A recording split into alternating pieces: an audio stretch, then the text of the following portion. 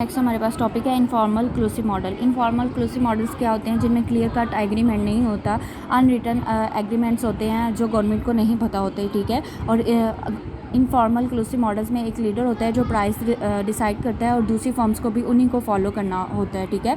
बेशक वो लॉस पे जा रही हों या प्रॉफिट गेन कर रही हों, वो लीडर प्राइसेस सेट करेगा, वो उसी से जो है अपनी डिमांड सप्लाई जो है वो करेंगे, आउटपुट सेल आउट करेंगे, ठीक है।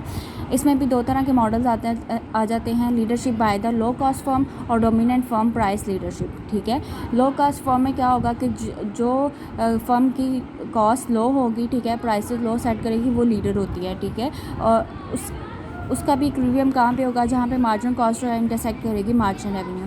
अब लो कॉस्ट फर्म में भी दो तरह के मॉडल्स हैं आपके पास। Model of equal shares. Equal shares का मतलब ये है, फॉर एग्जांपल आपके पास टू फर्म्स हैं, आइडेंटिकल गुड्स जो हैं वो प्रोड्यूस कर रही हैं, आइडेंटिकल गुड्स उन्होंने सेल आउट करनी है, तो एक की जो कॉस्ट है वो हायर है, एक की लोअर है, ठीक है। जो लोअर कॉस्ट है वो यहाँ पे आपके पास लीडर होगी, और इक्वल शेयर का मतलब है कि वो इक्वली सेल आउट करेगी। अब आपके पास फर्स्ट वन पॉइंट है जहाँ पे marginal cost of A, firm A के मार्जिनल कॉस्ट इंटरसेक्ट कर रही है मार्जिनल रेवेन्यू को, यहाँ पे प्राइसेस डिटरमिन हो जाएंगे पी ए, और ये लो कॉस्ट एम सी ए जो है वो लोएस्ट है एम सी बी से। देखें, फर्म बी की कॉस्ट जो है वो अप है एज़ कम्पेरेटिवली फर्म ए के, ठीक है। फर्म बी की कॉस्ट ज़्यादा है, इस वजह से प्राइसेस भी हायर चार्ज करना चाहेगी, लेकिन लीडर जो है वो ए फर्म है, तो इस वजह से प्राइसेस क्या चार्ज होंगे? P A. और यहाँ पे जो है इतनी क्वांटिटी जो है वो ए फर्म सेल आउट करेगा, और ये जो डीएम है, ये डिमांड कर्व आपको मार्केट डिमांड कर्व शो कर रहा है कि यहाँ पे बाकी की इतनी टोटल डिमांड हो रही है, ठीक है, और जो बाकी की सेल करेगा वो आपकी फर्म बी करेगी at this point P A पे,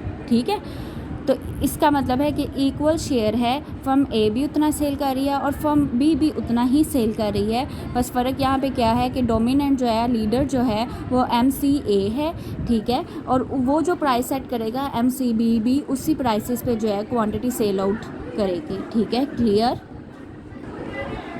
उसके बाद है हमारे पास model of unequal shares. Unequal shares में क्या होगा कि टू फर्म्स हैं, आइडेंटिकल प्रोडक्ट्स हैं, लेकिन वो सेल आउट क्या कर रही हैं? डिफरेंट सेल आउट कर रही हैं। ए वाला जो है जिसकी कॉस्ट कम है वो ज़्यादा सेल आउट करेगा कंपैरेटिवली जिसकी कॉस्ट ज़्यादा है उससे, ठीक है।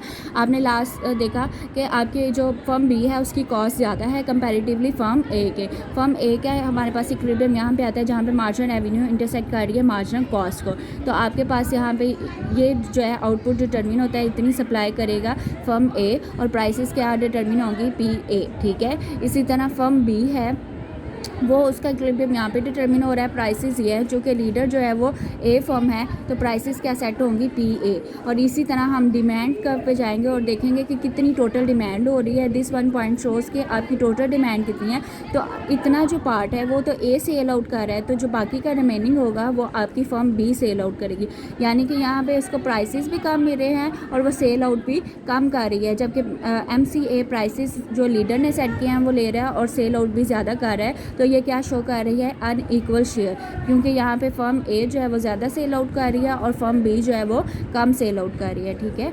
ओके, अल्लाह हाफिज़।